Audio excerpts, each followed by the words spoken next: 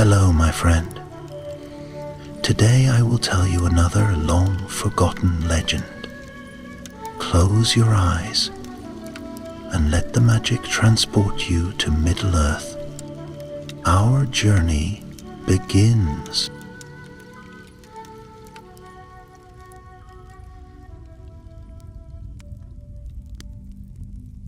In the days after the Great War of the Ring, when the shadow of Sauron had at last been swept away like smoke before a mighty wind, Middle-earth lay in a strange hush, as if the world itself were drawing a long breath. Yet Gandalf the White, though his heart was lightened by victory, felt the stirring of a quieter unease. It was said that in the time of Númenor's glory, long before its pride led to ruin, the wise among men had built a fortress at the edge of the world, where even the stars seemed distant and strange. This place was called Carnirath, and it was sealed with enchantments deep and old, for within its halls lay a secret the Númenorians feared to lose, but dared not wield. Now, with the world reshaped and many ancient wards fading, Gandalf feared that this lost fortress might once more be uncovered, and with it, the secret within. Thus it was that Gandalf mounted his horse, Shadowfoot, for Shadowfax had sailed into the west, and rode eastward, into lands where the maps grew vague and old songs spoke of ghostly kings and barren plains under a red, weeping sun. The journey was long and weary. Across the Anduin he rode, and through the dry lands where the grass was brittle and the stones were sharp. There were few living souls there, save for small bands of wanderers who watched him with wary eyes, muttering of the White Rider with fear and wonder. Great ruins loomed in the wastes, broken towers and nameless tombs where the wind keened through hollow halls. At length, after many days, Gandalf came to the borders of a wide desert called Dor Farach, the Forsaken Land. There, rising like the bones of a giant fallen upon the world, were the first outlying stones of Carnirath. The fortress was not built as others were. Its towers were not merely defenses. They were wards, woven with forgotten spells. The stones themselves shimmered faintly, as if holding memories of a brighter age, yet now they were crumbled and blackened, and an icy mist clung to the broken walls, though the sun beat harshly overhead. Gandalf dismounted, standing silent before the threshold. A vast gate, sundered and leaning, gaped before him, and from the darkness beyond came a whispering, as of many voices speaking all at once. Some in tongues he knew, others in languages lost to mortal ears. He took up his staff, which glowed faintly at its tip, and passed beneath the fallen arch. Within, the fortress was a maze of shadows and shattered stone. Great halls stretched into darkness, and winding stairways led up into broken spires or down into lightless deeps. The air was heavy with the scent of earth and old death. As he ventured deeper, the whispering grew louder, resolving into words that brushed against his mind like cold fingers. "Turn back," they sighed. "Go no further." But Gandalf was not easily turned aside. He pressed on, his staff lighting the way, until he came to a vast chamber whose ceiling had long since fallen away, leaving only the sky, now bruised and purple with evening, to gaze down. In the center of the chamber stood a great door, wrought of black iron and veined with silver runes. Across its surface ran 7 seals, each one a disk of dark stone inscribed with symbols of the elder days. Around the door were carvings of kings crowned with stars and warriors bearing swords wreathed in flame. Gandalf approached, his heart beating a solemn drumbeat in his chest. He reached out a hand to touch the first seal, and at once the air grew colder, and the ground beneath his feet seemed to tremble. From the shadows around the chamber, figures began to emerge, tall and grim, clad in the raiment of Númenórean lords of old. But their faces were pale and empty, and their eyes glowed faintly with a ghostly light. Ended her life in the spacious banks, waiting for dispatch and arrival. They were the guardians of the seals, spirits bound by ancient oaths to defend the secret of Carnareth until the end of days. One among them stepped forward, his helm marked with the emblem of a broken crown. He raised a sword that burned with an eerie silver fire and spoke in a voice like the grinding of stones. "Who comes to disturb the slumber of the faithful?" Gandalf planted his staff before him and answered in a voice clear and strong. "I am Gandalf the White, servant of the secret fire, wielder of the flame of Anor. I come seeking that which was hidden, to preserve the light of the world." The spectral king studied him for a long moment, and then spoke again. "If you would pass, O White Rider, you must prove your worth.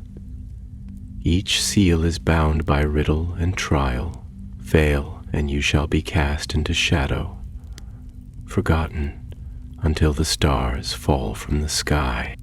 With that, the king stepped back, and the other spirits raised their swords in silent salute. The first trial awaited. Gandalf stood alone before the 7 seals, knowing that the path ahead would be long and perilous, and that the fate of many might yet hang upon his courage and wisdom. The whispering voices fell silent, and in their place a deep, resonant voice spoke from the very stones. "First comes the trial of the mind. Answer true, or remain forever in darkness." The first riddle was about to begin. Before the vast door of iron and silver, Gandalf stood in solemn silence, the cold breath of the unseen weighing heavy upon him. Around the chamber, the spectral guardians hovered like mist-made flesh, their empty eyes fixed upon the wizard, as if measuring his very soul. The voice, deep and ancient as the roots of mountains, echoed once more from the stones, and it spoke the riddle of the first seal. Born of no mother, yet mother of many. Relationship. I carry the songs of the ancient and the new.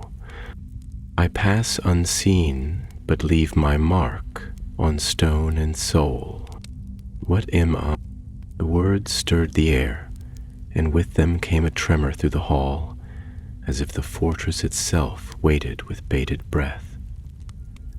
Gandalf bowed his head, his brow furrowed in thought, for riddles such as these were not mere trifles in forgotten corners of the world, but woven with the very power that held the seals fast. To answer wrongly was not to be scorned, but to be unmade, cast into a darkness from which even he, bearer of the white flame, might not return. He turned the riddle over in his mind, feeling the weight of each word. Born of no mother, it said, and yet it begot many. It carried songs, the songs of both ancient and new. It passed unseen, but left its mark, indelible, upon stone and soul alike. The answer came to him, not in a flash, but with the slow certainty of dawn banishing the night. Lifting his staff, Gandalf spoke aloud, his voice steady and sonorous. The answer is the wind. For a moment all was still. Then the first of the 7 seals, the highest upon the iron door, shivered with a sound like cracking ice and broke apart, falling away into dust that shimmered and was gone. A low murmur of approval, or perhaps warning, passed among the spectral lords, yet the road was but begun. No sooner had the first seal fallen than the second voice rose, keen and sharp as the cry of a hunting hawk, and the next riddle was given. I am the herald of beginnings and endings, the bane of kings, the fall of towers. Silent I creep, patient I wait, and no man can conquer me. What am I? Again Gandalf stood in thought, though now a deeper chill settled upon him. Around him the walls of Carnarath seemed to lean closer, and from the broken halls beyond a sound arose, the dry whisper of many footsteps, though no living being approached. Shadow deepened, and a faint red light, like the afterglow of a dying fire, flickered along the carvings of the old king, base of spirits, the herald of beginnings and endings, the bane of kings and fall of towers. There was little subtlety in such words to one who had witnessed the passing of ages. Gandalf's heart grew heavy, for he knew the answer was grim, yet it was truth nonetheless. Time, he said, and the word rang through the hall. The second seal shattered, as the first had done, and a groaning noise, deep and sorrowful, came from the door. But with its breaking, a new peril was unleashed, for from the darkness beyond the open halls came shapes like writhing smoke, and they gathered into forms, warriors of shadow and flame, the remnants of those who had once served the darkness against which Carnarath had been raised. Their swords gleamed like starlight through a storm, and though they did not speak, their intent was clear. The king of the spectral guardians stepped forward, his broken-crowned helm gleaming dully in the cold light. "Thus begins the trial of valor," he intoned. "To pass onward, you must withstand the assault of the forgotten. Stand or fall into ruin." Gandalf tightened his grip upon his staff. He knew that magic alone would not suffice. These were spirits bound by ancient pacts, beyond the mere scattering of light and fire. He must fight with all the strength of his will and heart. The first of the shadow warriors rushed upon him, swift and silent, blade raised high. Gandalf met it with a cry that rang like a trumpet blast, casting out a circle of blinding white light. The shadow reeled back, but more came, a tide of darkness seeking to engulf the single point of light he bore. Again and again they struck, and Gandalf moved among them like a flame whipped by the wind, his staff whirling, casting great arcs of silver fire. Where he struck, the shadows tore and faded, but they were endless, and for each that fell, another rose from the darkness. The battle raged across the ruined hall, and the ancient carvings of Númenórean kings bore witness in silence.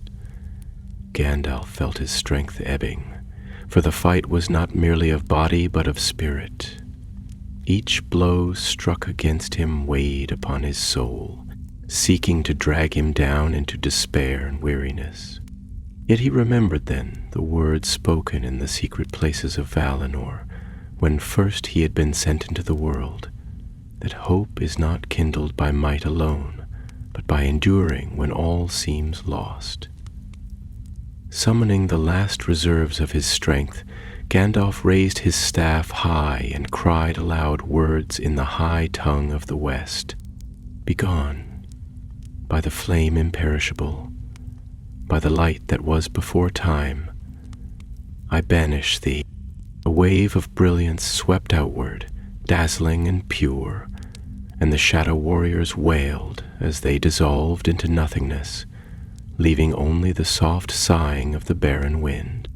The hall was empty once more, save for Gandalf and the spectral guardians, who now watched him with a different gaze, less of judgment and more of grim respect. The king, with the broken crown, stepped forward, and his voice, though still heavy, held a note of something that might once have been pride. 2 seals undone, and the first trial passed, but the road is long yet, White Rider.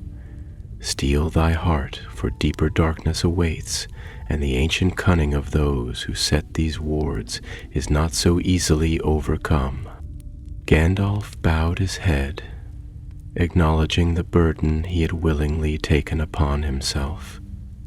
He turned once more to the iron door, now marked with 2 great empty spaces where the seals had been.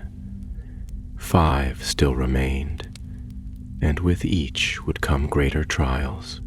Yet he had come too far to turn back now, and the secret of Carnareth, whatever it might be, lay closer with each step.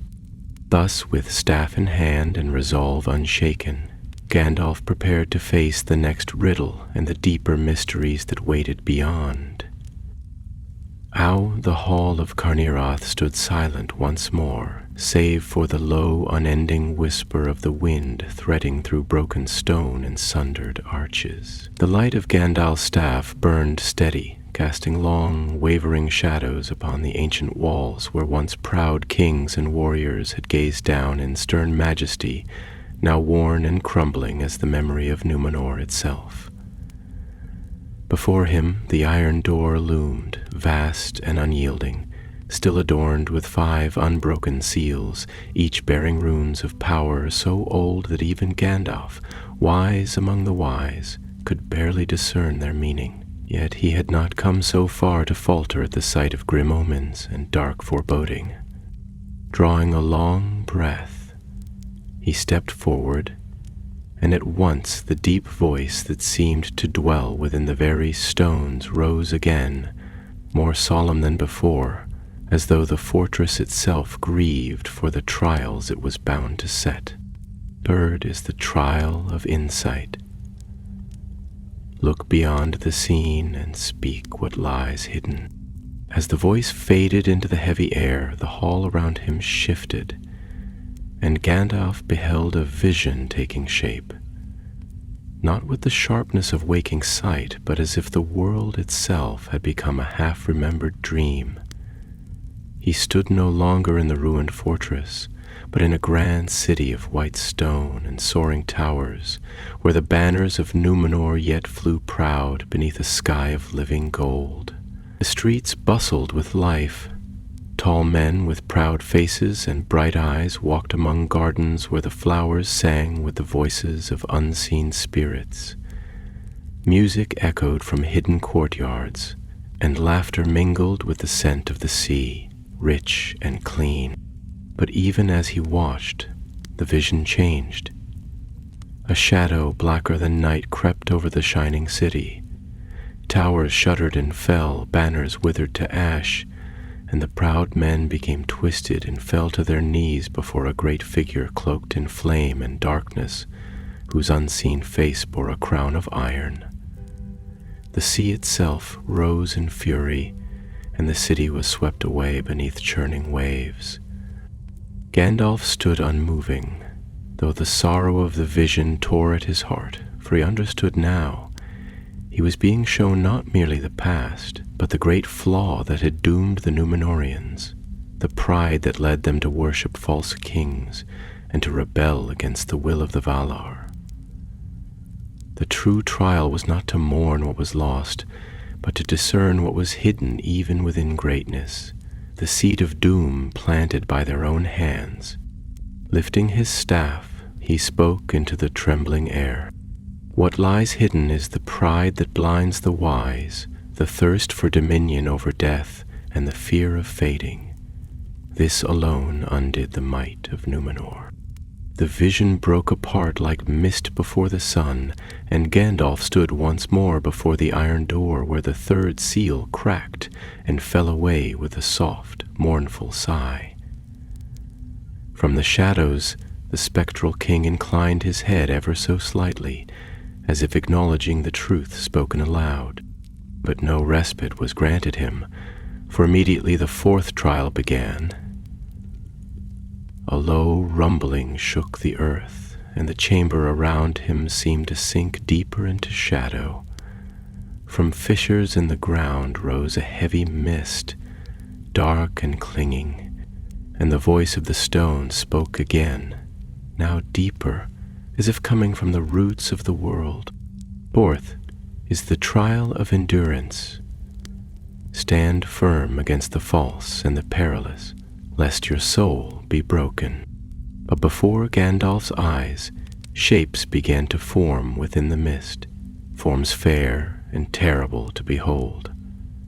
Figures of great beauty, clad in robes of shimmering light, approached him, and their faces were radiant and kind. They spoke words of comfort and power, promising rest from toil, wisdom beyond measure, and even the lifting of the burden of mortality itself. Their voices, though sweet, held a sharpness beneath the surface, like a blade hidden within silken folds.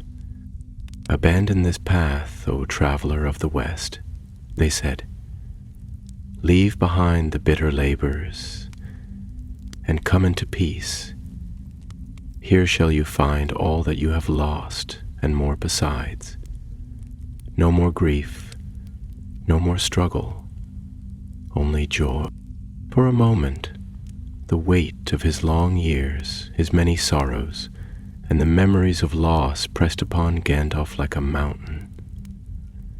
He thought of the friends he had buried, of the battles fought with blood and fire, of the ceaseless weariness that clung to him like a second skin.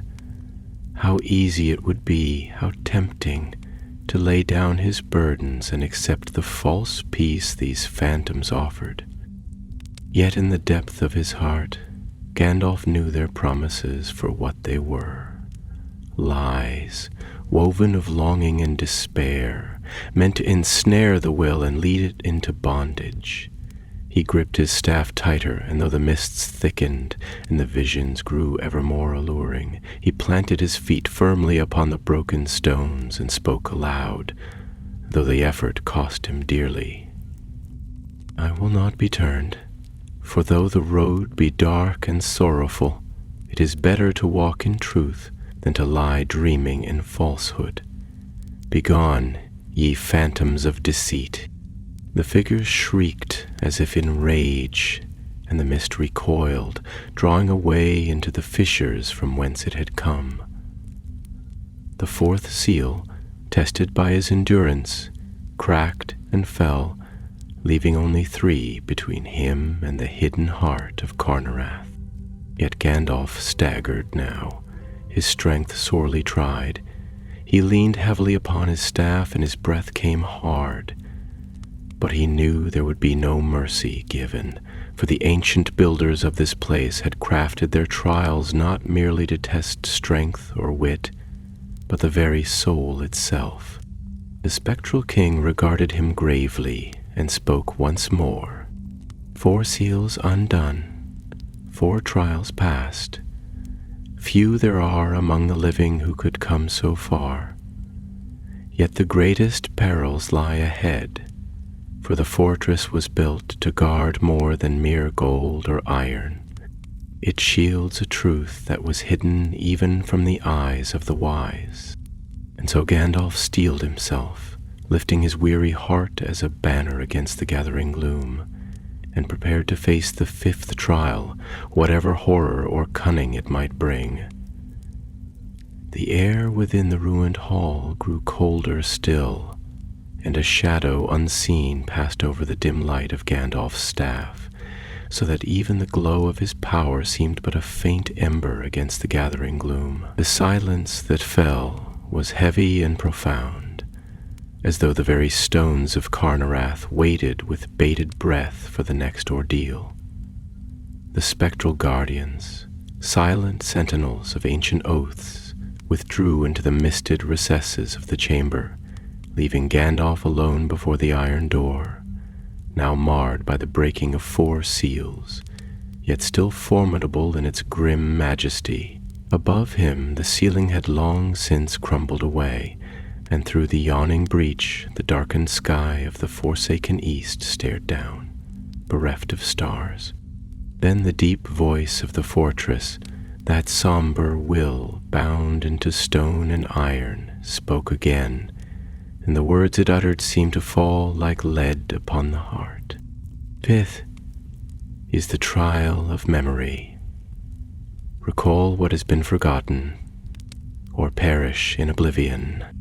At these words, the world about Gandalf shifted once more, and he felt himself drawn into a place beyond sight and time, where the air was thick with the dust of ages. Before him rose a stairway hewn of black marble, vast and winding, ascending into a darkness so profound that not even the light of his staff could pierce it. Upon each step names were engraved, countless and fading, the names of men long dead, of deeds long passed into legend, and of cities whose towers had fallen into the sea. As he climbed, a voice, terrible and sweet, whispered at his ear, urging him to forget, to let the burden of memory slip away, to surrender to the bliss of unknowing.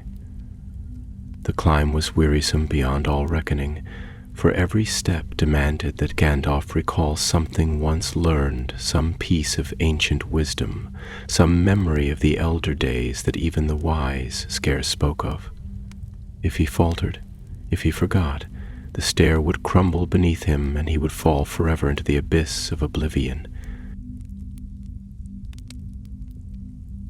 Sweat beaded upon his brow, though the air was chill, and with each step the weariness of countless years pressed heavier upon him. He remembered the great ships of Númenor sailing westward in defiance, the sorrow of Elendil upon the broken shore, the white tree blooming in the courts of Minas Ithil before its fall into shadow, and he remembered battles fought beneath blackened skies, the cries of the faithful and the song of the Valar beyond the circles of the world. Step by step he climbed, each memory a light against the encroaching dark, each recollection a shield against the voice that sought to undo him. At last, after what seemed an age, Gandalf reached the summit, and there, upon a great stone plinth, lay a single artifact, a circlet wrought of mithril and pearl, the crown of a king who had perished nameless and alone, his line forgotten, his deeds unsung. He knew at once that he must name the crown, and by doing so prove that memory had not been extinguished. Pressing his hand to his heart, Gandalf spoke. "This is the crown of Ellen Termo, last warden of the East, who stood when all others fled, and kept the fires of the West burning in secret until the end." At utterance of the name, the stairway and the dark space about it dissolved into mist, and Gandalf found himself once more standing before the iron door, where the 5th seal shattered with a sharp, ringing crack and fell away. Yet the effort had drained him sorely, for the burden of memory is no light thing, and to recall the weight of ages past is to bear the sorrow of all that has been lost. The spectral king with the broken crown stepped forth from the shadows and spoke again, his voice heavy with both sorrow and stern pride. 5 seals undone, White Rider. 5 trials past. Few are still among elves or men could have endured so much, yet the 6th trial awaits, and it shall not be of mind or spirit alone, but of blood in bone. And even as he spoke, the ground trembled, and from the far side of the hall a great rumbling arose, as if the earth itself were being torn asunder.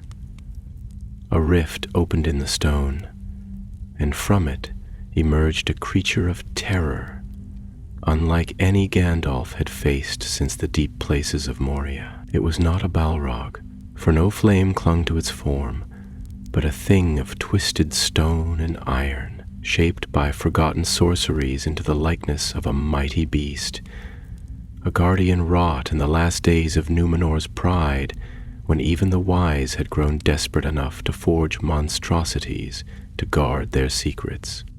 The creature's eyes burned with a dull red light, and in its many jointed hands it bore weapons of jagged steel. Its form was vast and ponderous, yet with a terrible swiftness it moved, its every step sending tremors through the ruin. It roared, a sound like the grinding of mountains, and the iron door behind Gandalf shook upon its hinges. The trial of strength had begun. Gandalf did not flee, nor did he falter. Though his strength was sorely tried, and though no mortal weapon could have prevailed against such a foe, he stood his ground, lifting his staff in one hand and drawing Glamdring his sword with the other. For though he was a being of spirit, bound in flesh, he had fought the demons of the ancient world and stood against the darkness before the coming of men. The creature charged, and Gandalf met it with a cry of battle that rang like a bell of silver through the desolation. His staff shone with a fierce white light, and Glamdring blazed with cold fire. He leapt aside from the first great blow of the beast's iron mace, the impact shattering the stones where he had stood but a heartbeat before. And with a swift riposte, he drove his sword into a seam between the plates of its stony hide. The beast roared in fury and pain, but it did not fall. Again and again they clashed, light against shadow, spirit against sorcery, and the very walls of Carnarath shook with the fury of their contest.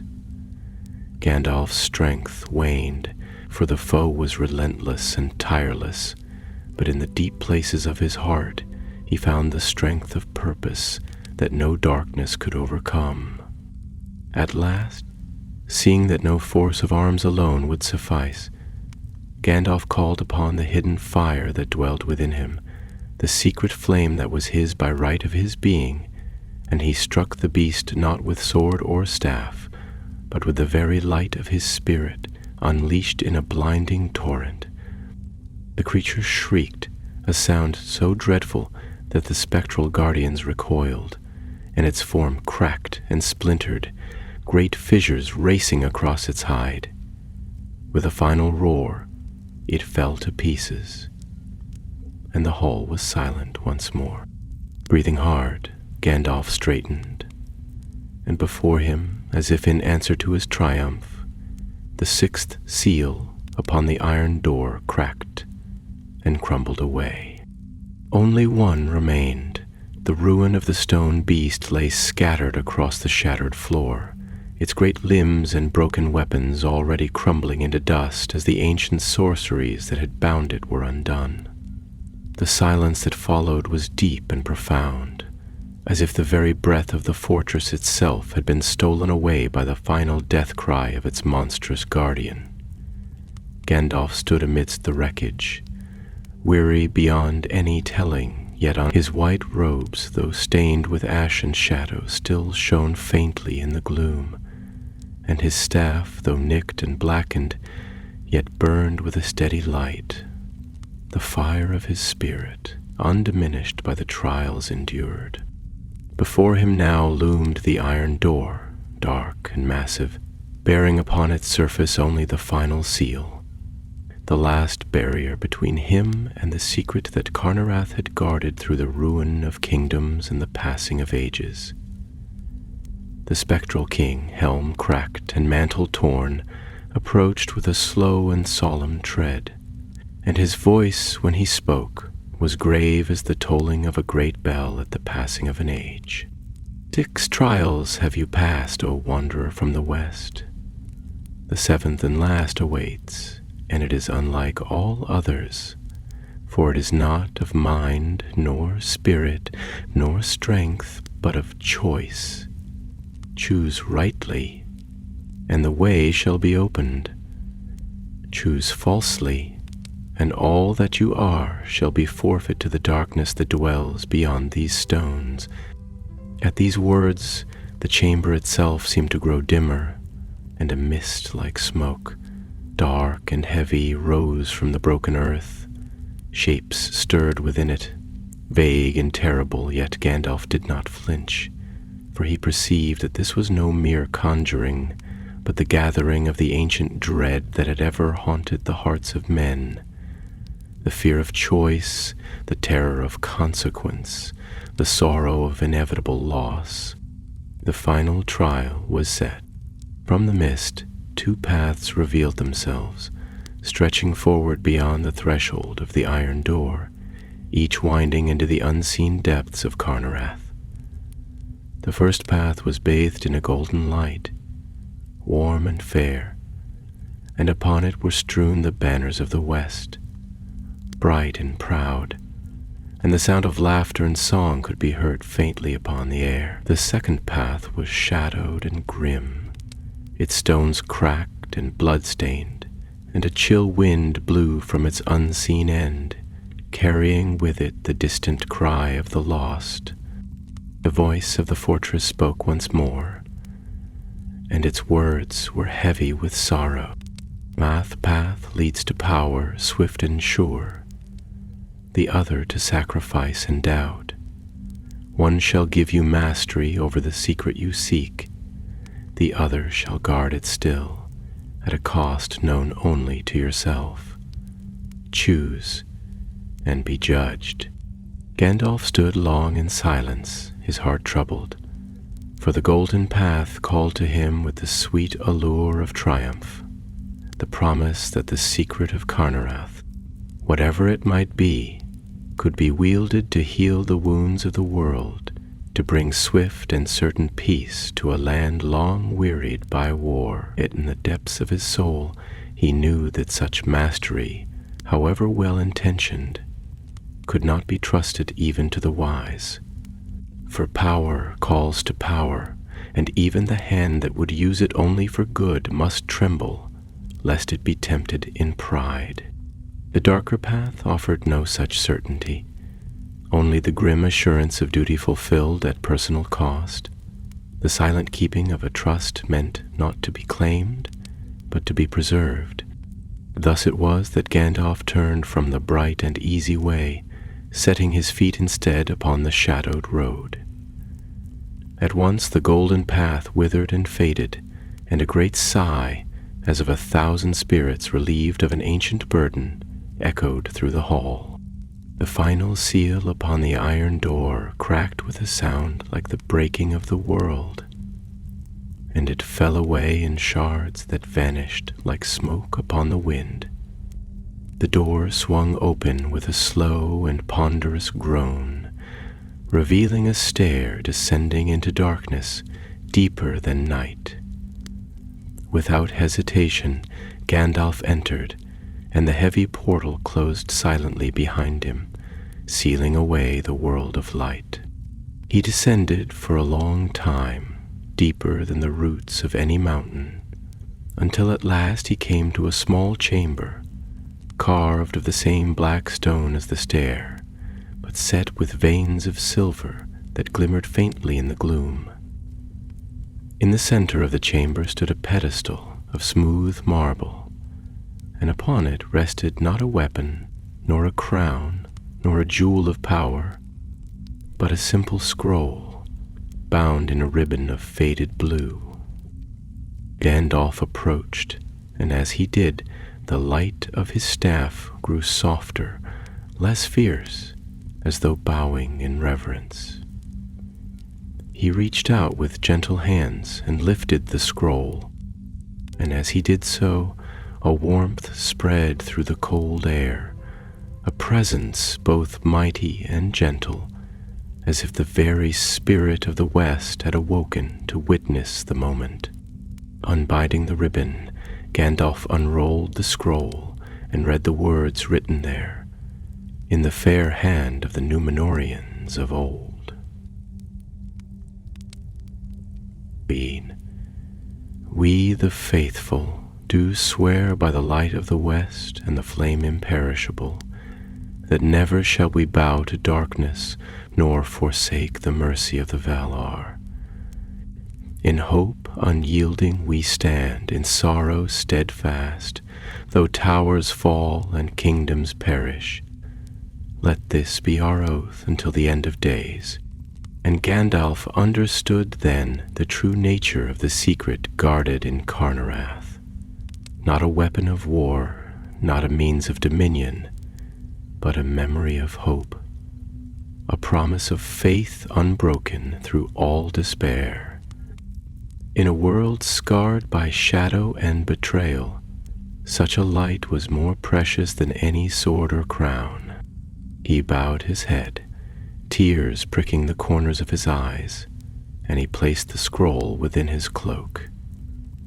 Turning, he retraced his steps, and the shadows parted before him, and the iron door opened once more to the starlit ruin of Carnarath.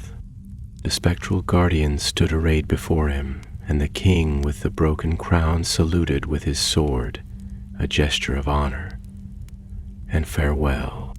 Go, bearer of the oath, he said, and let its light shine again among the free peoples. Long have we waited, and now our watch is ended. With that, the spirits faded, their long vigil fulfilled, leaving only the silence of the ancient stones. Gandalf mounted Shadowfoot once more and rode westward, bearing with him not a weapon to conquer, but a memory to inspire, a beacon for the days yet to come, when again the darkness would gather and the hearts of men would tremble. And far behind him, in the lost fortress of Carnareth, the iron door swung shut for the last time, and the whisper of ancient oaths rose like the song of a forgotten sea. The stars wheeled overhead in slow, ancient dances as Gandalf rode westward, the dark and broken lands of the east falling behind him like a troubled dream. The night was cold, and the wind carried with it the sharp scent of stone and ruin, yet within Gandalf's heart there burned a quiet flame, steadfast and untroubled, for he bore now a treasure greater than any hoarded gold or hidden weapon, the living memory of the faithful, preserved across the long, bitter years. The scroll lay close to his breast, light in weight but heavy in meaning, a beacon wrought not of fire or iron, but of unyielding hope, a remembrance of the spirit that no shadow could conquer. Thus he rode across the wide and empty plains where once proud cities had stood and mighty hosts had marched beneath banners of silver and sable. Now only the broken bones of towers jutted from the earth, and the lonely howl of the wolf was king where once the trumpets of Númenor had sounded.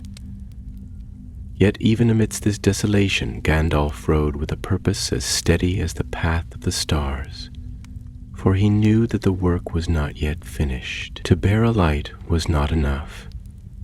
It must be set high, where all could see it, lest the world fall again into forgetfulness. As he passed into the lands west of Dorforach, he encountered few living beings, for these places had long been feared by men and beasts alike. The few who dwelt there were a grim and silent folk, wary of strangers and slow to trust.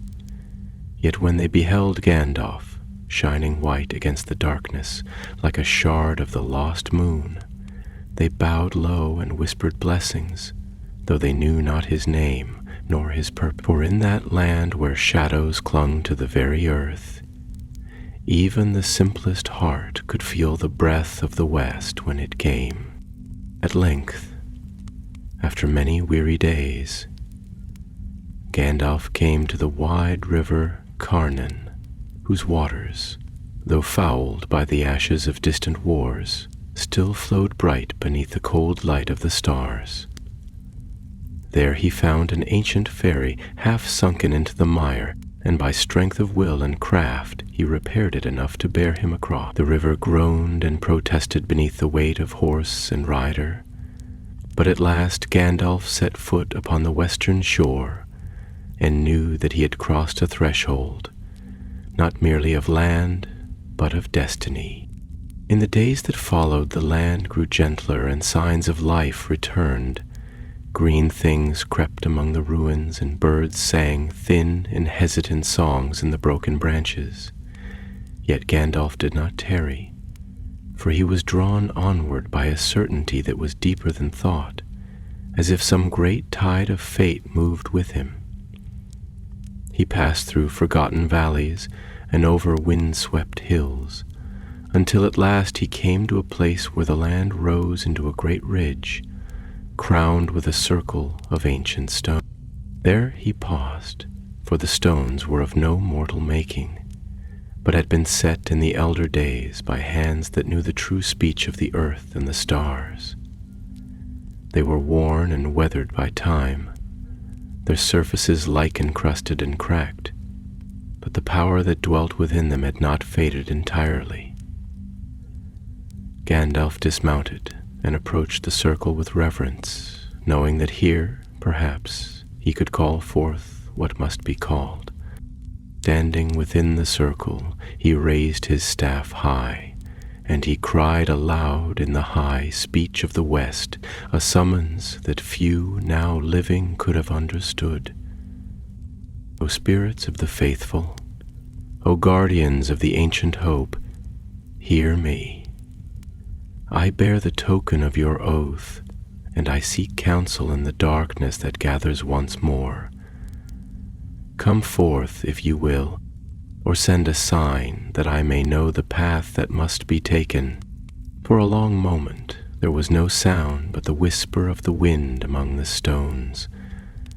Then, slowly, the air grew heavy, and the stars above him seemed to blur and dim. A soft, silver mist rose from the ground, and within it, shapes began to form. Tall and noble figures, their faces hidden by mantles of shadow, yet radiant with a light that came not from the world of men. The foremost of these figures spoke, and his voice was clear and sorrowful, as the singing of a river in winter. Hail, bearer of the oath. Long have we waited for this hour. What would you ask of the faithful who linger yet beyond the circles of the world? Gandalf bowed low, and he held forth the scroll so that its faded ribbon and ancient script could be seen. I seek only to know how best to renew the light in the hearts of men, that the darkness rising in the east may be withstood, not by arms alone, but by the remembrance of who they were and who they might yet be. The spirit was silent for a time, as if pondering words that could not easily be spoken. Then it answered, "The light you bear must be sown as a seed is sown, not in might but in hope, not in triumph but in quiet faith. Seek the leaders of men, those whose hearts are not yet hardened by pride or fear, and entrust to them the memory of the faithful. Let the words be spoken anew in the halls of kings and in the gatherings of the free. Thus shall the shadow find no easy ground, for hearts strengthened by hope are the surest bulwark against despair." With that, the mist began to fade, and the figures dissolved into the night like breath upon a mirror. Gandalf stood alone once more, but he felt no sorrow, for the burden he bore had grown lighter with the sharing of counsel. Mounting Shadowfoot again, he turned his face westward, towards the lands where the kingdoms of men still held sway. Gondor, proud and bright yet weary, Rohan, steadfast and strong, and the scattered free peoples who clung to their lands with grim resolve. To these he would go, and he would bear the oath, not as a weapon, but as a gift, a reminder that even in the darkest hour, hope is not in vain. Thus he rode on, tireless and unwavering, and the night gathered about him like a cloak. But within his heart there burned a light that no darkness could quench, a flame passed down from the elder days, reborn in the heart of the White Rider. And far behind him, in the silent stones of Carnarath, the memory of the faithful endured, whispering still to those who dared to listen, a song of sorrow and of hope that would not be forgotten while the world endured. Through many days and nights Gandalf rode, swift as a storm-driven cloud, crossing the broad leagues of Middle-earth with a tireless urgency born not of fear but of duty. The lands through which he passed grew fairer the farther he went westward, for the shadow that clung to the east lay thinner here, though not yet wholly vanquished. Fields of golden grasses rippled beneath the autumn wind, and the forests, though touched with the chill breath of approaching winter, yet sang with the voices of unseen birds, and in the glades the last flowers of the year bowed their bright heads as he passed. Yet for all the beauty that the land still held, Gandalf saw also the scars of war and long fear. Villages fallen silent, farms left untended, and the watchfires burning upon distant hills, their red eyes gleaming warily against the encroaching night. First, among the kingdoms he sought was Rohan, land of the horse lords, whose green fields and wide skies had ever been dear to his heart. He passed through the gap of Rohan unchallenged, for though the guards of the mark were ever vigilant, few would question the passage of one who came cloaked in white, and bearing the air of one both perilous and revered. The golden hall of Meduseld rose before him atop the heights of Eduas, its thatched roof gleaming even beneath the pale sun, and the banners of the house of Eorael stirred in the cold wind. There, at the door of Medusel, he was met by Eomer, king, strong and stern, his bright hair stirred by the breeze, and his hand resting lightly upon the hilt of his sword. Yet when he beheld Gandalf, his face lightened, and he stepped forward with gladness, for he had known the White Rider in days of peril, and no small measure of his kingdom's hope had been kindled by that friendship. "Welcome, Gandalf," said Eomer, his voice ringing clear above the murmuring wind. "Long has it been since you rode among us, and your coming is as the first star in a darkening sky. What tidings do you bring?" And Gandalf, bowing with a grave smile, answered, "I bring neither war nor warning, but remembrance. A memory of the elder days, a gift of hope born from the ruins of the East, where once the shadow sought to root itself anew." Thus he was brought into the golden hall, where the great pillars, carved with the likenesses of horses running free, soared up into the gloom of the roof beams, and the fire upon the hearth crackled warmly, casting long shadows. There, in the presence of Eomer and his thanes, Gandalf spoke of his journey beyond the bounds of known lands, of the lost fortress of Carnarath, and of the trials he had endured to retrieve the ancient oath of the faithful. He did not speak lightly, nor did he embellish his tale with needless flourish, for the truth of the matter carried its own weight, and those who heard him sat silent and still, as though a great and distant music sounded faintly in their hearts. When at last he unrolled the scroll and read aloud the words inscribed thereon, a hush fell over the hall, and even the fire upon the hearth seemed to burn more gently, as if in reverence the words of the oath. "Though born in another age and another land, stirred the hearts of the Rohirrim as if they had been written but yesterday, for the spirit that spoke through them was one that transcended time and kingdom, the spirit of steadfastness, of loyalty to the light, of hope unbroken even in the face of utter ruin. Eomer rose to his feet, and his hand, though it bore no crown, moved to his heart in solemn salute. "Long have we ridden in the shadow of fear," he said, his voice steady and strong, "and many have been the losses we have suffered. Yet hearing these words my heart is stirred anew, and I remember that even in defeat there can be honor, and even in sorrow joy. We shall not forget this gift, Gandalf, nor the road you traveled to bring it to us." Thus was the first seed sown, and Gandalf, though he tarried for a few days to speak further with the king and his counselors, soon made ready to ride once more, for he knew that the oath must be borne to other lands as well, lest its light shine too narrowly and its power be lessened. Eomer offered him horses and riders to guard his way, but Gandalf refused with a gentle smile, saying, "The road I ride is guarded by greater powers than spears or swords, and the light I carry is shield enough against the lesser shadows." So it was that he rode from Edoras alone, and the people of Rohan, watching him go, felt a strange stirring in their hearts, as if a wind from a far green shore had passed among them, breathing life into the dying embers of ancient dreams. From Rohan Gandalf turned southward, crossing the fields of Calenardon, once the northern reach of Gondor, now open and wild.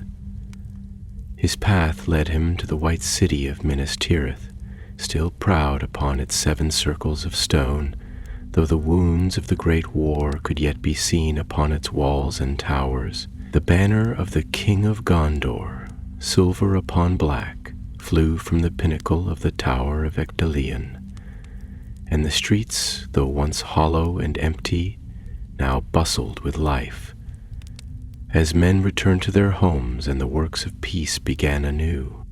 At the gates he was greeted with wonder and joy, for the people remembered well the Grey Pilgrim who'd aided them in their darkest hour, and now they beheld him in the full glory of the White Rider. Word of his coming ran swift through the city, and he was brought before King Elazar himself, who sat upon the high throne, his crown a simple band of silver and mithril, his raiment plain save for the green jewel that shone at his breast. Elazar rose and embraced Gandalf as a brother long absent, and when they had spoken for a time of matters both grave and glad, Gandalf once more unfurled the scroll and read aloud the Oath of the Faithful. In the high hall of stone and light, the words echoed like a trumpet call, and those who heard them felt as though the very foundations of the city were renewed. Elazar bowed his head, and when he spoke, his voice was deep and filled with the weight of many ages. "This is a gift beyond measure, Mithrandir," he said, "for it binds us anew to the ancient light of the West, and reminds us that our strength lies not in pride, but in remembrance, in loyalty, and in hope. Gondor shall keep this oath, and in days to come it shall be sung even in the farthest reaches of the reunited kingdom." Thus was the memory of the faithful sown also in Gondor, and Gandalf knew that his labor had not been in vain. Yet even so he felt that his journey was not yet ended, for there remained still others to whom the light must be borne, those who lived beyond the great rivers and the white mountains, and even into the forgotten corners of the world where the free peoples yet endured in scattered strength. And so, once more, the White Rider set forth, and the road stretched long before him under the wheeling stars. Beyond the shining towers of Minas Tirith and the fields of the Pelennor, beyond the silver ribbon of Anduin winding its stately course through the wide lands of Gondor, Gandalf rode northward. For though the great cities had heard the oath and accepted its charge, he knew that the strength of the West did not lie only in kings and high halls, but also in the hidden places, in the quiet villages, and the wandering folk who tilled the fields and watched the stars with ancient. It was among these that the true memory of Middle-earth must be sown, if it was to endure beyond the lifetime of the great and mighty. Thus he journeyed through Anorion and along the green slopes of Aemon Arnon, where the houses of the stewards once stood, now restored and filled with the laughter of children and the songs of harvesters. The people greeted him gladly, though they knew him only as a figure from half-remembered tales. And they gathered at the crossroads and in the market squares to hear the words he brought. Beneath the open sky he spoke, of the oath of the faithful, of the hope that had survived the drowning of ancient lands and the long shadow of tyranny, and he taught them songs, old songs reborn with new meaning, that they might carry the memory not as a burden, but as a joy. The road led ever onward, and as autumn deepened, the leaves of the forests turned to fire and gold, and the breath of winter stirred faintly upon the morning air. Gandalf crossed the green lands of Lebanon and came to the wide fords of the Irui, where he turned aside into the hill country, for he desired to visit Lamadon and the rugged folk who had held against the corsairs in the days of war. They welcomed him with wary hospitality, for theirs was a proud and independent spirit. But when he spoke to them in the ancient tongue, naming the deeds of their fathers and the old friendship that bound them still to the house of Elendil, their hearts were stirred, and they received the oath gladly, setting it among their own ancient customs like a jewel reforged. Through valleys and across wind-swept moors he traveled, until at last he stood upon the borders of the White Mountains, where the peaks rose sharp and forbidding against the darkening sky. There he lingered for a time, for the memory of Dimholt and the paths of the dead weighed upon him, and he deemed it fitting to call upon the spirits who had once forsaken their oath, but had redeemed it at the last. In the shadow of the mountains he lit a fire and spoke words of remembrance, commending the dead to the mercy of the West, and in the cold hush that followed, he thought he heard faintly the echo of many voices, as of a host passing into peace. Having done what he could in those lands, Gandalf turned his steps toward the north, across the fields of Enedwith, where the ruins of forgotten kingdoms lay hidden beneath grass and heather. Here the road was long and lonely, and many nights he slept beneath the open sky with only the stars for company. Yet he did not despair, for he found solace in the simple beauty of the land, in the wild flowers that clung to the rocky hills, in the clear streams that laughed over their stony beds, and in the cry of the hawk wheeling high above the moor. At length he came to the lands of Eriador, where once the proud realm of Arnor had stood, now a place of scattered villages and ancient ruins, of lone towers crumbling beneath ivy and silent barrows where the kings of old slept undisturbed. Here too he spoke to those who would listen, to the rangers who still kept the secret watch over the land, to the farmers and herdsmen who tilled the forgotten soil, and to the few who remembered the name of Elendil and the line of, though their numbers were few, their hearts were steadfast, and Gandalf rejoiced to see that the spirit of the West had not wholly perished, even in these remote and rugged lands. Among these folk he found many eager to hear the songs and tales he brought, and in the evenings, by the hearths of simple homes, the words of the oaths were spoken anew, and children learned them as their first lesson, and old men wept to hear them, remembering dimly the glories of the past.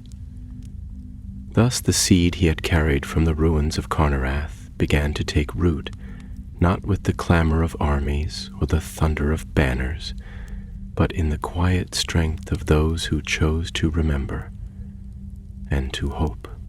One evening, as the pale autumn sun sank behind the western hills, and the sky was awash with the crimson and gold of departing day, Gandalf sat upon a low hill, overlooking the green expanse of the lands once called Cardolan. There he gazed out upon the wide, empty fields, and he thought of the countless generations that had risen and fallen, of the cities built and lost, of the battles fought and the songs sung and forgotten, and he felt a deep and abiding sorrow for the transience of all things in Middle-earth.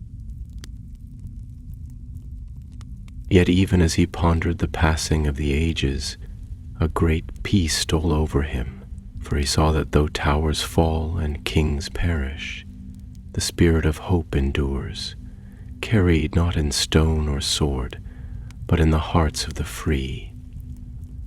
It was for this that the faithful had endured the drowning of Númenor, for this that the guardians of Carnareth had kept their long watch, and for this that he had braved the trials of the Seven Seals. As the stars kindled above him, Gandalf sang softly to himself, a song of the west and of the enduring light. And his voice, though old, was clear and strong, and it rose into the night like a beacon against the coming dark. And far away, beyond the veils of mist and shadow, it seemed to him that he heard an answering song, faint and fair, as if the very land itself were singing in gladness. Thus the White Rider, bearer of the ancient memory, remained for a time among the scattered folk of Eriador, sowing seeds of hope and remembrance, and preparing the hearts of men for days yet to come, when the shadow would rise once more, and the world would be sorely tested. But Gandalf knew that his task was not yet ended, for beyond the wild lands of the north lay other realms, and other hearts yet untouched by the memory he bore, and to these too the light must be carried lest it be lost forever. Winter crept slowly upon the land as Gandalf pressed onward, and the air grew keen and sharp, filled with a sense of wood smoke and frost. The leaves had all fallen from the trees of Eriador, and the fields lay barren under the pale sun, waiting for the touch of snow. Yet the White Rider did not falter, nor did the fire within his heart lessen, for he knew that the memory he bore must be planted deep in the soil of winter earth before the long sleep of winter came. His road turned westward toward the sea, for there were yet scattered settlements along the coasts, remnants of the great days when the Númenorian ships had sailed proudly upon the waters, and he deemed it meet that the oath of the faithful should be spoken there as well, where once the site of Tol Eressëa was almost glimpsed upon clear days. Thus he came into the lands of Minhirioth, where the river Barandwin ran broad and strong, and beyond it the woods of the Shire lay in quiet peace, untouched by the cares of kings and wars. Gandalf smiled to himself as he thought of that green and gentle land, for he loved the hobbits dearly, and though they played no part in the great councils of the world, yet their resilience and simple joy were a strength beyond reckoning. But he turned aside from the Shire, for his path led further west to the coastlands where few now dwelt, and where the ruins of great havens lay silent beneath the sighing of the sea. At the mouth of the River Lune, where once the ships of Gil-galad had sailed to war and to the Blessed Realm, there still stood the Grey Havens, though their people were few and their days of glory long past. There Gandalf was welcomed with wonder and reverence, for the elves who remained knew him for what he was, though he wore a mortal form, and Círdan the shipwright, ancient beyond all reckoning of men, received him upon the white quays. Together they walked beneath the tall towers that gazed out upon the sea, and Gandalf spoke of his journey, of the hidden fortress of Carnarath, and of the oath he had reclaimed from the darkness of the east. Círdan listened in silence, his face grave and thoughtful, and when Gandalf had finished, he spoke but few words, yet they were heavy with meaning. "Long have we watched, and long have we waited," said Círdan, his voice like the deep music of the sea. "And though our time in Middle-earth wanes, we rejoice to see the memory of the faithful rekindled. For it is not for us to conquer shadow, but for the hearts of men to endure and to prevail. Go forth, Mithrandir, and plant well the seeds of hope, for the days to come shall be darker than any yet seen." And Gandalf bowed in gratitude, knowing that in those ancient eyes there shone a foresight far keener than any granted to mortal kind. He tarried but a little while in the havens, breathing the sweet salt air and gazing westward across the wide sea, where beyond sight lay the undying lands. Yet he turned away from that call, for his task was yet unfinished, and while Middle-earth endured, his duty held him still. Departing from the grey havens, he journeyed south along the rugged coast, where the cliffs rose sheer from the sea and the gulls wheeled in the cold air, crying their lonely songs. The land here was wild and little inhabited, but in hidden coves and sheltered valleys he found fisherfolk and wanderers, hardy souls who lived by the bounty of the waters and the whisper of the... To these, too, Gandalf spoke, though in simpler words, teaching them the old songs and the memory of the oath, that even in the humblest hearts the light might find a place to kindle. Thus the days passed, and the year wore on, and winter came down in earnest, cloaking the world in white, and binding rivers and fields beneath its icy hand. Gandalf made his way inland once more, for he had heard tidings of gatherings among the Dúnedain, the rangers of the north, who still kept secret vigil over the wide and empty lands that once had been Arnor. In the shelter of ancient forests, under the towering trees where the snow fell softly among the bare branches, he found them, tall men clad in gray and green, whose eyes were keen and whose hearts were steadfast. Among them were some who had fought beside Aragorn in the war against Sauron, and they welcomed Gandalf with the deep respect accorded to one who had walked among the wise since the elder days. There, by the light of campfires that burned bright against the encircling dark, Gandalf shared the story of Carnarath and the Seven Seals. He spoke to them of the trials he had faced, of the riddle and the battle, the endurance and the choice, and of the scroll that bore the unbroken memory of the faithful. The rangers listened intently, and when he had finished, they pledged themselves anew to the guardianship of the West, swearing by their forefathers who had crossed the sea in the ships of Elendil. Those nights among the rangers, Gandalf saw the fulfillment of a hope he had scarcely dared to name, that the strength of the West did not lie only in the great cities, or in the shining courts of kings, but in the hearts of those who lived unseen and unsung, who kept the old faith without promise of reward, who fought not for glory but because it was right.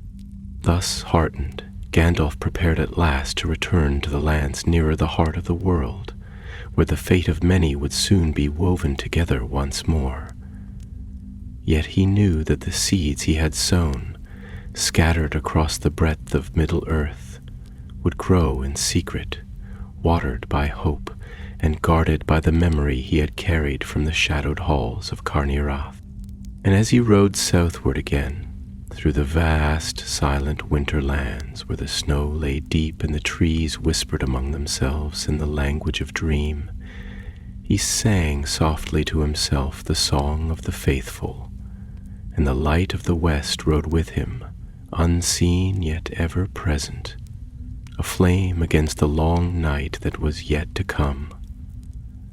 The deep heart of winter lay heavy upon Middle-earth as Gandalf returned southward, and the road was hard and slow, for the snowdrifts rose high across the old path, and the rivers, though bound by ice, yet hid treacherous waters beneath their frozen skins.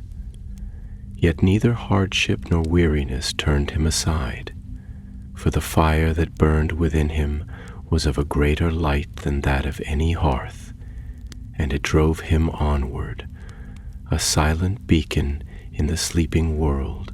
He crossed once more the wild lands of Minhiriath, and came again to the borders of the Shire, and though he longed for a moment to tarry among the hobbits, to share in their simple joys and sit once more by a warm hearth with pipeweed and ale, he knew that his task called him beyond, to the gathering places of the wise and the great. Thus he turned eastward, taking the ancient road that wound toward Bree, where still the old inn of the Prancing Pony stood, and from there onward toward Rivendell, that hidden vale of peace where Elrond had ruled in ages past.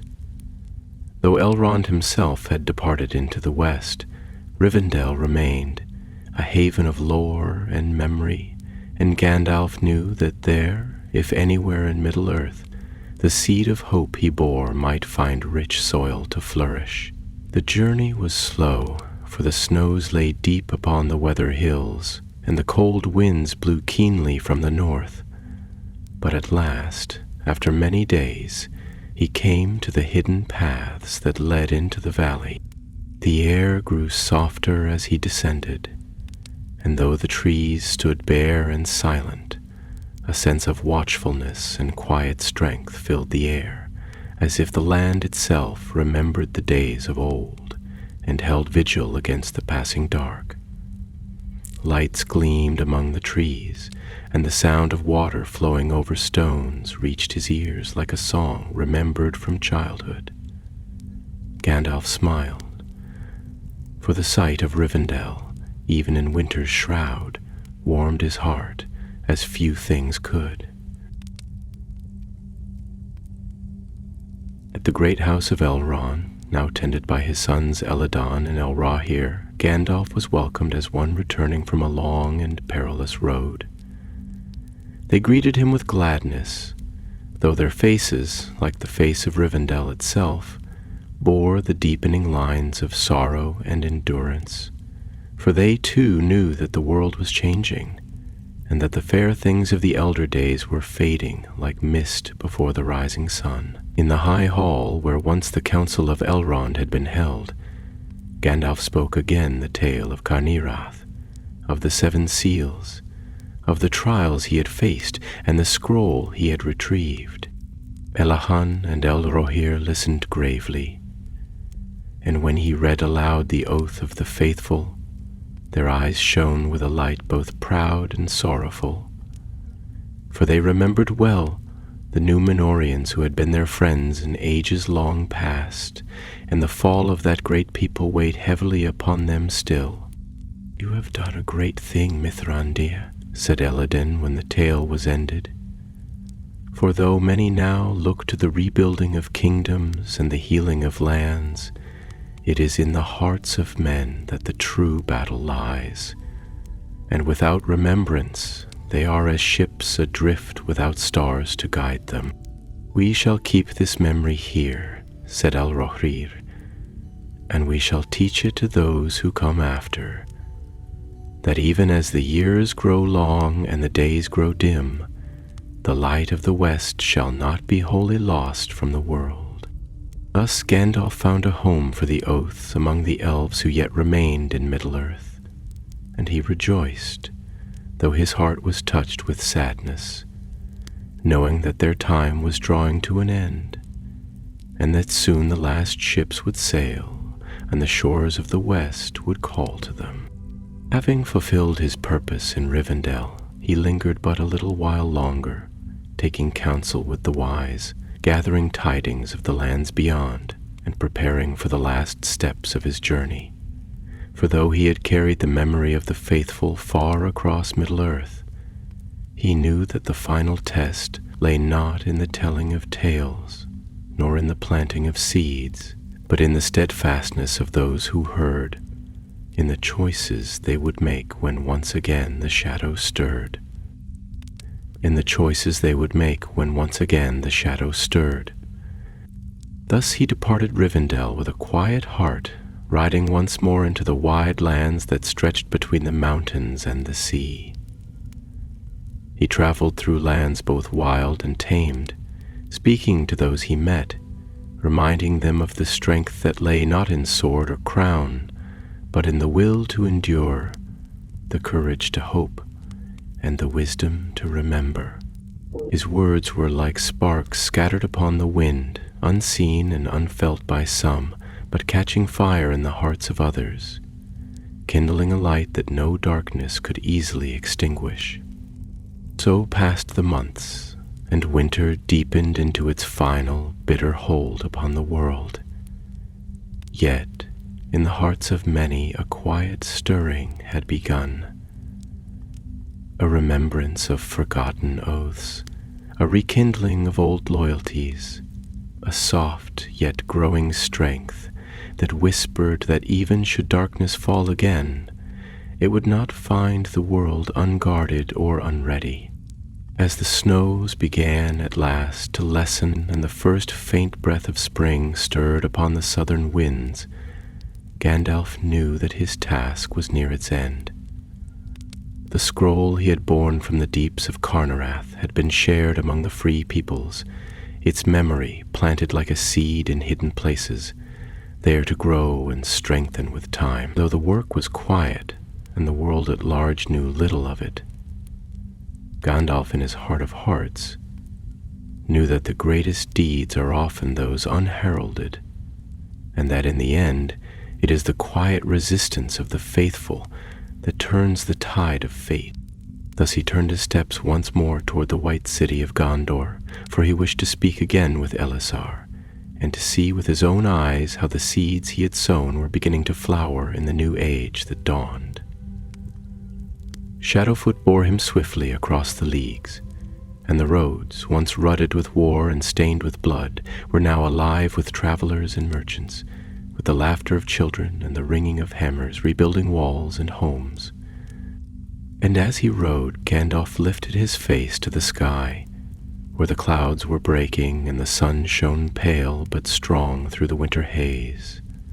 And he knew that though darkness might gather again in years to come, it would find Middle-earth not barren, but steadfast, with deep roots hidden beyond its reach, and with hearts still singing the songs of the West.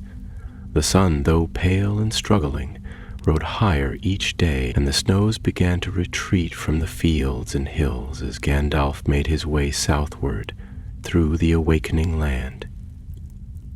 The rivers, once bound in ice, now sang swift and full-throated songs as they hurried to the sea, and the bare branches of the woods showed the first shy blush of green, as though the trees themselves remembered the promise of spring. Yet in Gandalf's heart there was no haste, for he knew that the work which endures is not wrought in the flash of a single moment, but through the slow, patient labor of many hands and many days.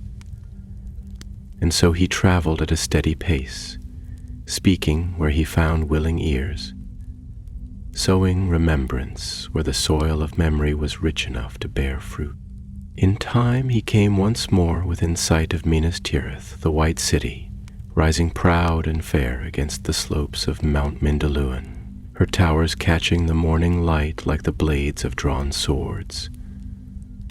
Smoke rose from 1,000 hearths, and the fields of the Pelennor, though scarred by war, showed green once again, patched with tilled earth where the people had returned to their labors. Gandalf paused upon a low hill and looked long upon the city, and a smile touched his lips, for he saw that the labor of healing had begun in earnest, and that the wounds of battle, though deep, were not beyond mending. He entered the city by the great gates, now fully restored, and he was greeted with joy and reverence, for the memory of his deeds during the siege of Gondor had not faded, and the people honored him as one of their great deliverers. Yet Gandalf made no great show of his coming, but passed quietly through the streets, noting with approval the signs of renewal, the mason's hammer ringing upon fresh-cut stone, the weaver's shuttle flying through bright threads, the laughter of children echoing in alleys once choked with fear. It was here, among these simple labors of peace, that the true strength of Gondor was being reborn, and Gandalf rejoiced to see it. In the high halls of the citadel he was brought before King Elessar, who welcomed him with open arms and brought him swiftly to the court of stone where the white tree, descendant of Nimloth the Fair, now grew once more in full leaf, its blossoms a vision of the light of the two trees of old. Beneath its boughs they spoke long together, and Gandalf recounted the final part of his journey, the passing through Rivendell, the teaching among the rangers, the sowing of memory along the shores of the western sea. Elessar listened intently, his keen gaze never faltering, and when Gandalf at last fell silent, the king rose and laid his hand upon Gandalf's shoulder. "You have done a work beyond the reckoning of this age," he said. "For in a time to come, when kingdoms may again be shaken and towers may again fall, it will not be arms or walls that hold fast against the dark, but the hearts of those who remember the light." And Gandalf, bowing his head, replied, "It is not for me to see that time, my friend. But I have hope, and in hope there is strength, even as in memory there is life." Together they walked the gardens of the citadel, speaking of many things, of the realms that were being restored, of the far countries beyond the sea where no mortal foot might tread, of the elves who yet lingered, and the fate of the dwarves in their halls of stone. Gandalf counseled the king with wisdom, yet with a lightness of heart, for he saw that Elessar's rule was strong and just, and that the line of the kings of men had found a new beginning in him. As evening drew near, they stood upon a high balcony overlooking the wide lands westward, and the sun, setting behind the distant mountains, cast the world into a blaze of gold and crimson. Gandalf turned his face to the west and was silent for a long time, and Elessar, standing beside him, did not speak, for he knew that the White Rider's heart was filled with memories of lands beyond the reach of mortal eyes, and of a destiny that none of the children of Middle-earth could wholly share. At length Gandalf spoke, and his voice was soft and filled with a deep and abiding peace. "The work I was sent to do draws to its close," he said, "and soon I shall depart these shores, as all things that are not bound by the circles of this world must in their appointed hour.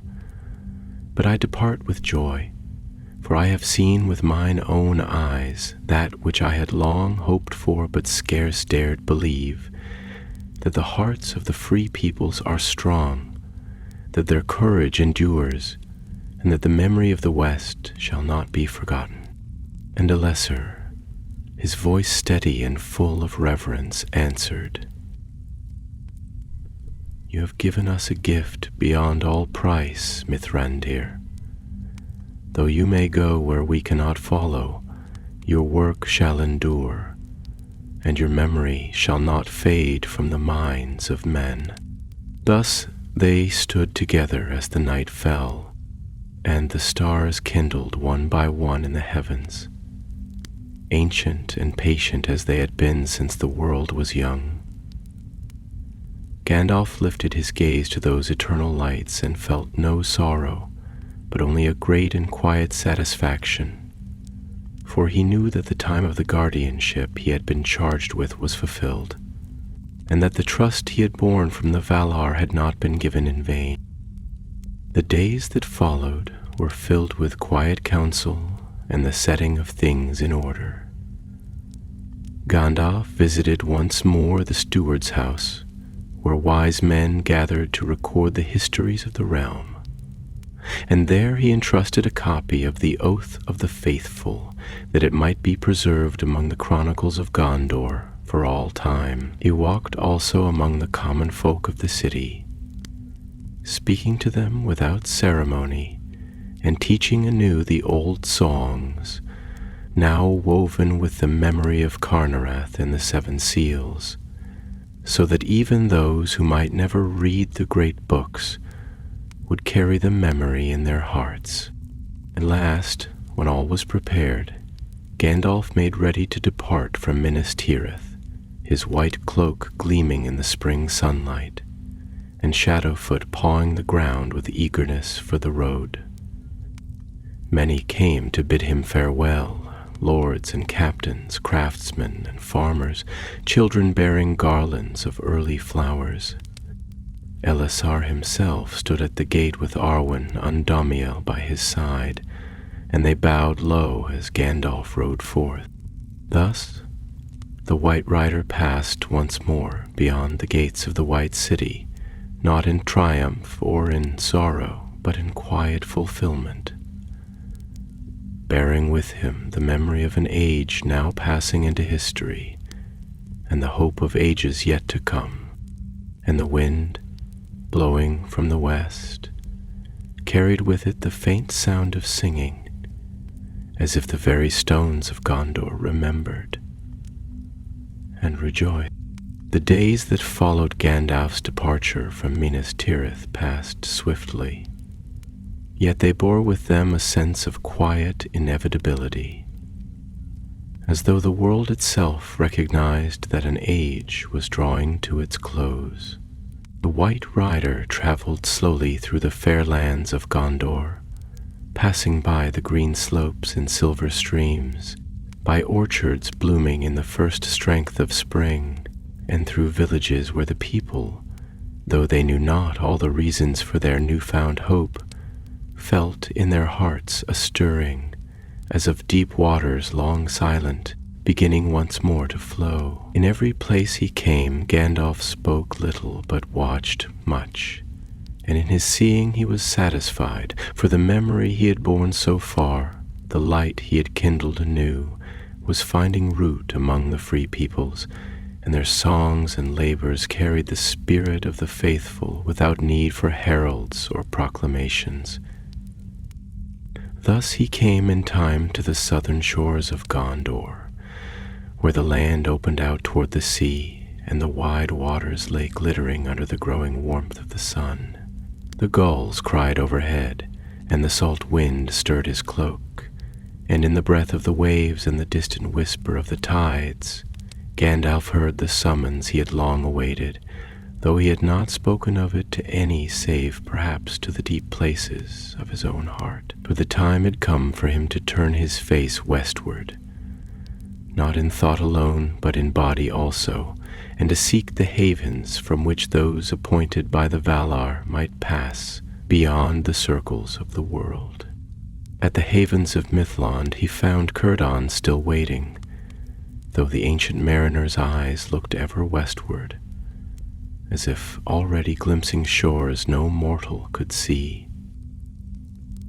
Few ships now remained, their tall masts swaying like reeds against the sky, and fewer still were the elves who lingered, for most had sailed already, and the great leaving of the Eldar was all but finished. Yet one ship had been prepared, its sails white as the snows of Mount Mindalluin, and its prow shaped like a swan with wings unfurled, and upon its deck space had been made for Gandalf, should he choose at last to depart. Círdan greeted him with a smile both sorrowful and serene, and said, "The time has come, Mithrandir. Long have you labored in Middle-earth, and well have you fulfilled the charge laid upon you. Now the straight road lies open, if you will take it." Gandalf stood for a time upon the shore, the wind lifting his white cloak and the smell of salt filling his senses. He looked back once, eastward, toward the wide lands he had wandered for so long, the green hills of the Shire, the white towers of Gondor, the wild woods and broken ruins, the swift rivers and the still lakes where the stars gazed down undisturbed. He thought of friends left behind, of laughter shared and sorrow borne, of victories won and losses grieved, and he felt a pang deep and true, for though his spirit yearned for the peace of the West, his love for Middle-earth would not soon be forgotten. Yet he knew also that the season of his work was ended, and that to linger beyond his appointed time would be folly and pride. The age of the Eldar was passing, the age of men had begun. His task, given long ago in the high halls of the Valar, was complete. The seeds of hope were planted, the memory of the West preserved, and though storms might come again, there would be those who remembered, who endured, and who, in their own turn, would become the guardians of the light. Thus, with a heart both heavy and glad, Gandalf turned his steps to the ship, and Círdan, following behind, spoke words of blessing in the tongue of the Eldar. Together they boarded, and the sails were loosed to the wind, and the ship moved smoothly out upon the grey waters, leaving behind the shores of Middle-earth.